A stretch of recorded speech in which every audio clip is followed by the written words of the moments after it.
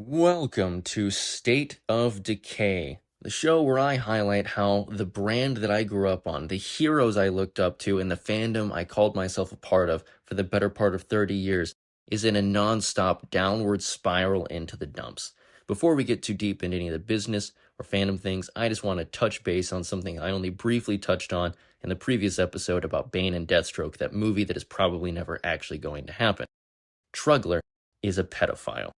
That dude, who I covered for I think over a year as just being a piece of shit person who is hyper fixated on convincing everyone that you are morally worse than him, turned out to be morally worse than you. He's not just worse than people who like Henry Cavill. He's worse than anyone who likes any Superman who isn't actively committing crimes, because Truggler was grooming children and sending them porn. That's not okay. I want to be clear, he's a 25-year-old named Angel, apparently. I didn't know this until all of the grooming stuff came out. He's deleted most of his accounts. Turns out he always kept 3 in tandem, a private one, a public one, and an art one. So, the next time you see someone going really hard trying to moralize why their preference for a superhero costume or a fictional man in spandex movie makes them better than you in real life, if they can't point to something real, like your movie's written by a war criminal or a pedophile, there's really no reason they should be able to do that. And even then, even if you like a Bryan Singer movie, even if you like a Tom King script, I might think you're questionable, but you're not actively committing a crime, which Truggler was doing for years, I might add. So, I saw some people confused, like, oh, you're just mad at him because he had some takes you didn't like. I don't like him because he was a rat bastard to people, and also happened to be evil in a completely different way that I was unaware of for years. So yeah, I'm happy he's gone, except he's still got a private account where he's stalking children. I like him not being around to harass people or to say stupid things, because that's the worst part of people on social media. The dumbest person you know is going to say the dumbest thing possible, go viral, and you are going to have to see so many bots and so many impressionable morons repeat that bad take like a cancer. It's the coronavirus of ideas. And that's what's so annoying. I'm fine if someone genuinely doesn't like something, but when I know they're just repeating a bad take some grifter said for clout, that's not fun. You know what else isn't fun? The same people who have spent 13 years trying to compare Superman, when played by Henry Cavill, to every negative thing under the sun, now flexing that their Superman is like Homelander. Yeah. The new season of The Boys decided to do a version of Homelander that does an homage to the Superman 2025 Legacy, not a Legacy solo movie with more characters than the Avengers. Don't question it. It's definitely a solo movie, though, for sure. It did that poster. And people were like, oh my gosh, cultural impact. The dude who was created by Nazis and yells at everyone and abandons people in their time of need and only cares about his own ego and has schizoid breakdowns. He's just like me, for real, for real. He's just like my Superman. The irony is reaching lethal levels. But it gets so much dumber. You see, they're not referencing it because they like that movie.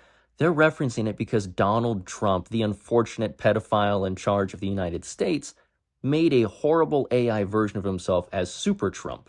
And that's what they were riffing on. Because they also did the Trump Bible by accident before there was a Trump Bible, and the golden statue, because they keep trying to show the most insane, this guy thinks he's God, mental breakdown of a narcissist possible. And they filmed this a year ago. And then without fail, a week before the new episode comes out, Donald Trump does the exact thing that they're about to try and make the most absurd thing you've ever seen. He keeps ruining their jokes. Oh, but there's another layer. Frank Grillo liked that post because he's a crazy right-wing nutcase. Here's a clip of him talking to Chelsea Handler, where he tried to make an offhanded comic about black people that was so bad he got called out by other Marvel actors, which, by the way, is probably why they killed his ass off in Civil War. There is the mentality that somehow women are not quite where men are. Well, neither are black people. I mean, there are so many Italians. people that well, that's not a big issue for us as Italians. Or Italians. Italians. We've got to get out Italians. Hello? Can we throw Italians in there with black people? No. Why did you feel the need to put quotations? I don't know. Yeah, so not only is that guy voicing the animated stand-in for James Gunn, because I'm sorry, who do you think this animated character is trying to look more like? But he's also an overt racist in real life who likes the super Trump thing going on. And that's the reason that Homelander references it, not because the movie did well. We know it wasn't profitable. We know people didn't like it. The fucking F1 movie did better internationally than Superman. The Devil Wears Prada 2 is doing better than Superman. That's nutty to me. But yeah, that's your cultural impact, being compared to a guy who, yeah, is written a lot like your Superman, but for years I was told that was bad. These are the same people who say if you have heat vision in your eyes, you're the same as Henry Cavill's Superman, a power that originated with Superman and that Garth Ennis only gave to Homelander to be a dark parody of the character. Speaking of dark parodies of Superman, no, the movie about a Superman who kills an evil Superman didn't end the trope of an evil Superman, a thing that My Adventures with Superman did, Smallville did, Tyler has done multiple times on the CW, the DC animated universe also did, and Christopher Reeve did. You know why? Because the movie does it still. That if you have an evil Superman who your Superman kills, then you don't ruin the trope of the thing that your movie did. Is that clear? I feel like I have to explain very simple things now. That's part of the decay. It's also mental decay, unfortunately. But here's the problem. You see, the idea of an evil Superman is both there to be a physical threat for other heroes to fight, and as a way to juxtapose how easily Superman could have gone bad, how scary it would be if he was evil or apathetic and abandoned us or turned against us, and to highlight how good the real Superman is in that continuity, an Earth 1, an Earth 2, an Earth 3, whatever, or to exemplify how the other heroes are juxtaposed against him, which even in Injustice, which this was in comment about, shows that the evil Superman you follow, who's being emotionally gaslit by Wonder Woman, the only fans who should be upset at Injustice are Wonder Woman fans. She's the only character written that far out of the spectrum of her normal comic, animated, live-action depictions. But that version of Superman she's manipulating is not even the prime Superman in the Netherrealm continuity of DC worlds. The real Superman shows up and beats his ass in the end of the first game. Spoilers for a game with an awful art style. Oh my god, the upgrade between 1 and 2 was tremendous. And by the way, that comic made this character probably more mainstream than any of his non-Netherrealm adjacent stories. And if you're going to get mad, Wonder Woman fans, first of all, you have a valid reason to be upset. Don't be mad that Netherrealm might let you play as Wonder Woman again. Be mad that Warner Brothers Games canceled the Monolith version that was going to use the Shadow of War Nemesis system and then shut down that company. So now you'll just never get anything else with the Nemesis system because Warner Brothers copyrighted it and killed off your Wonder Woman game. And you're not going to get her in the DCU. And the Amazons are all Playboy bunnies because everything is a sex joke. And her archenemy was defeated by Weasel. So, you can be mad. I just want you to direct it at a place that makes sense. But furthermore, if you're someone who's worried about brand image, public reception, stuff like that, if you call yourself the brand manager or a character lawyer, you're not a fan of something. You're more worried about the way the public trading social equity of a character or a brand is versus your personal relationship to a story or a character. You aren't a fan. You're Logan Paul. You're the type of person who invested time and energy into making something popular, and you want to reap the rewards of that, which makes you an asshole. It is the only version where I will call someone a fake fan, because I don't care if you like Lego or live action, animated or absolute, punk rock to The Rock, Zack Snyder to Can't Fly, Smallville. You can like whatever you want. You can prefer it for whatever reason you prefer it, and you are a fan of DC for liking that thing. What makes you not a fan is if you only care about the public reception of a character and the way people talk about them rather than your personal experience with that character. I defended Aquaman for years. I've got a comic with anti-suicide messaging that I think is beautiful. It moved me to tears as a kid when I read it. I defended Batman in the nipple era. I defended Superman in the Bryan Singer, oh, this movie was horrible and everyone hates it era, and I was vindicated when he came back on the CW, even though no one was watching. I knew he was a good Superman, and he damn well was. I've liked Green Lantern my whole life, even though Ryan Reynolds made a horrible movie, has made a career making fun of it, and now they're doing a dog shit adaptation for HBO Max that feels nothing green or lantern-y whatsoever.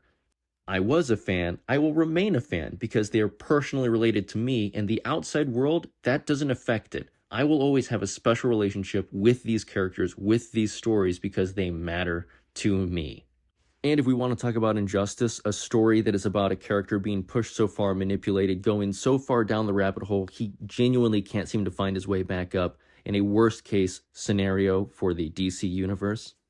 It still has more balls to say that the Superman who loses his moral way and abandons his ethical code is a bad guy than Kingdom Come, who says Superman can be upset at the world, go through loss, abandon humanity to die, enter a biblical end of times level catastrophe because his ass couldn't be bothered to show up.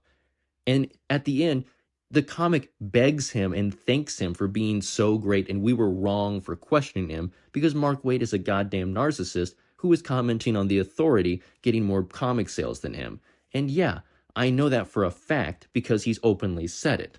That whole story exists as a narcissistic, self-insert OC commentary on the comics industry that rides purely on Alex Ross's elite art to make you pretend that it's a good story, when it's a coward's version of injustice.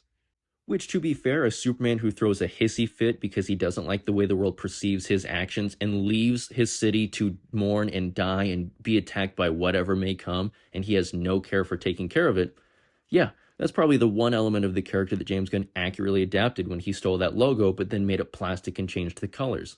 So, is that comic accurate? Because his Lois didn't die to the Joker. He was never in the Justice League. He's wearing a new 52 costume, but without the color, but he does have the trunks, and his parents are Nazis. So I'm a little confused. Also, Ultraman is Bizarro, who's also the Hammer of Barovia, who Lex Luthor is using to do a false flag operation, but he's framing an ally of his own takeover, which I would expect Tom King, of all people, to know how to do a false flag situation. And also, this is, once again, the version of Lex Luthor who made a clone of Superman and doesn't realize he's Clark Kent.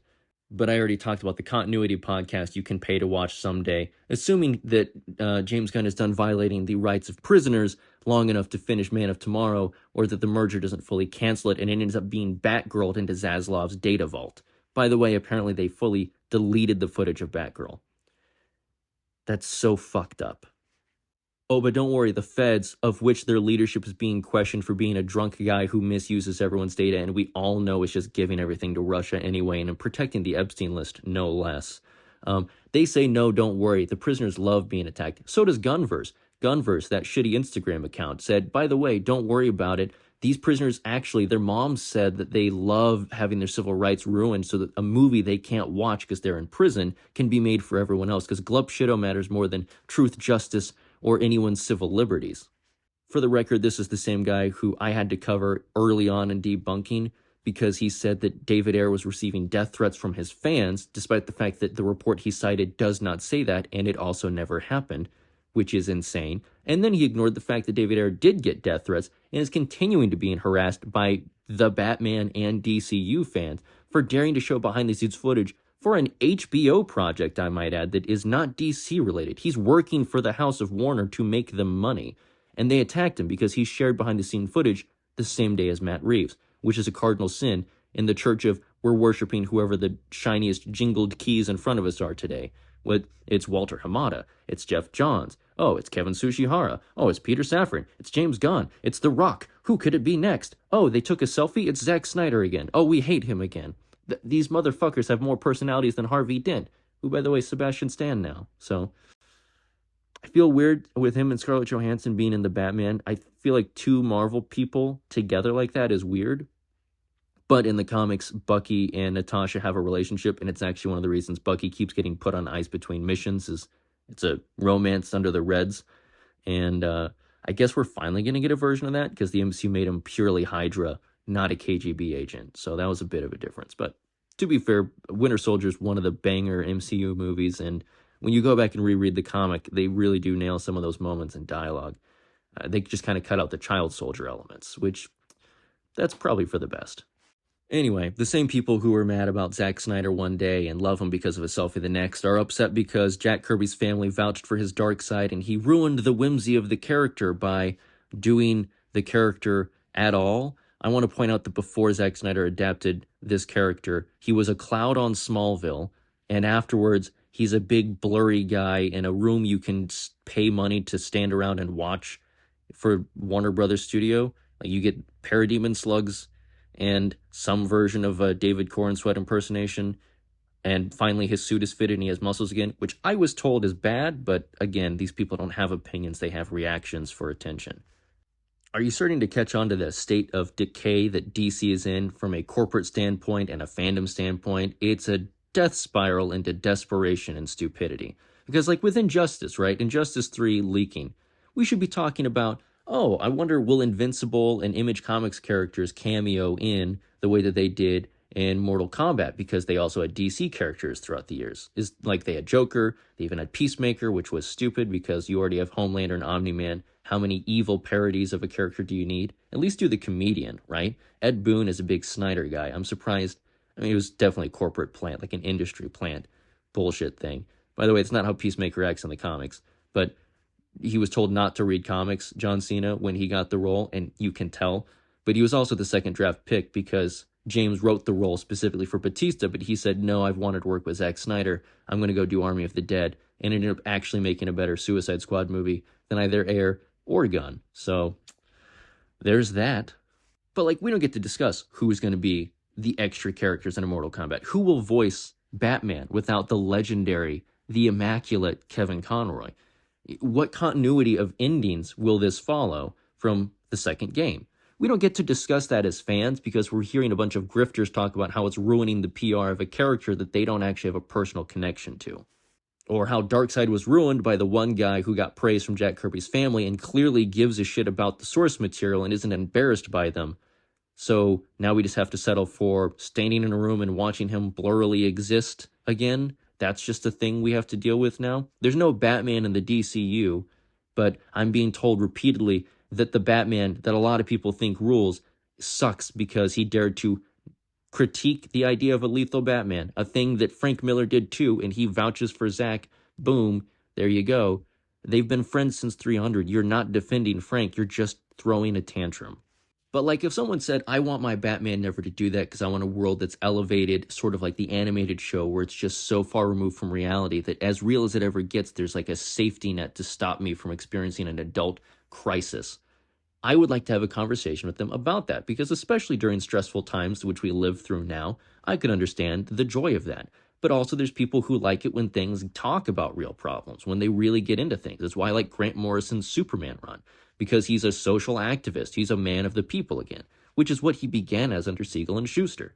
These are just personal preferences. There's no right or wrong answer. The same way with Trunks on Superman, Batman, anyone. Or the sort of, what is it, like the wrestling singlet look that you end up with on like the Green Lanterns and such. You can change those, it's fine. It's all aesthetic preferences. They've certainly dropped them for Lanterns. Drop the green. I'm sure Timberlake is thrilled.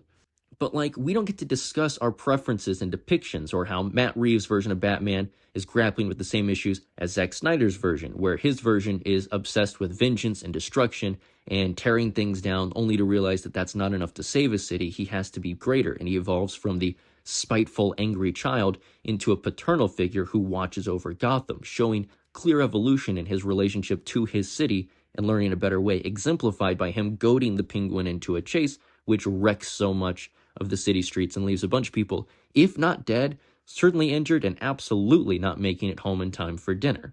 The same way that Zack Snyder then makes a movie which does the same thing every other cinematic Batman has done and his comic origins, where he's lethal and unhinged and then learns not to. And in fact, when he's being lethal, there's almost always a callback to the movies that are inspiring this, in which he's saying, sure, that can still be canon, but we want to turn the page in a new direction, and we want to address that. And in fact, Zack's the only one who goes out of his way to associate that sort of behavior with police brutality and xenophobia and hatred, and says that it is markedly connected to evil. In fact, a Batman who fully embraces that is the worst case alternate dimension possible future he could conceive.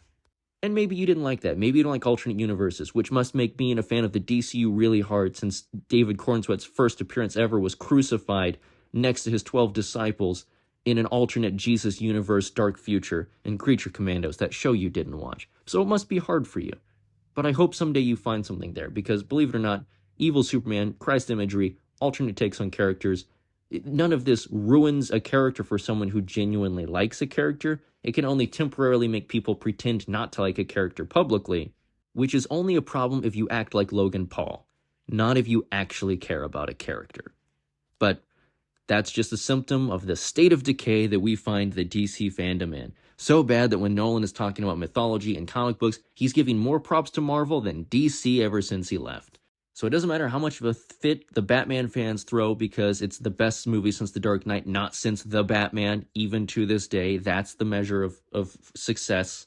It doesn't matter how much DCU fans attack The Batman or cave the continuities in together with the DCU, which would cause Pattinson and Reeves to walk away, I might add. It doesn't matter how much online vitriol bullshit you get from accounts like Gunverse who just straight up lie to your face. Every fandom is being taken over by the equivalent of a Star Wars theory Logan Paul jackass who's trying to Andrew Tate their way through your life and tell you you should be mad about a thing that isn't usually even a problem. It's the same sort of behavior that for 13 years made up fake victims in a parking garage that was definitely empty, and then think that a Superman who sits around while his world is being destroyed is totally fine. I'm sorry, but you finally have a Superman who does act like Homelander, and it's not Henry Cavill. And if you didn't want that comparison, you really shouldn't have been making it for so many years. But we can't have good faith conversations because the tempo has been set, the temperature has been set. The way that this works, the rules have been established, and it's negativity and infighting because Warner Brothers wanted fan against fan so they wouldn't band up and say, hey, you guys are doing a bad job with your cinematic universe.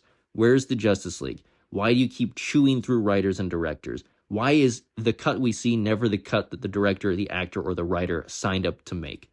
And also, why is there so much rape and racial abuse on set? This is a big problem. And that was a big problem during the Me Too movement and a merger with AT&T. So they created the discourse around what makes you a true fan, an ultimate consumer.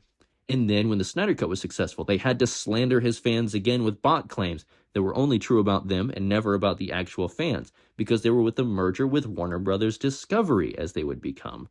And now they need the DCU and the Batman fans fighting each other and throwing scraps of hatred towards anyone else from any other avenue of the DC universe because they're in a merger with Paramount.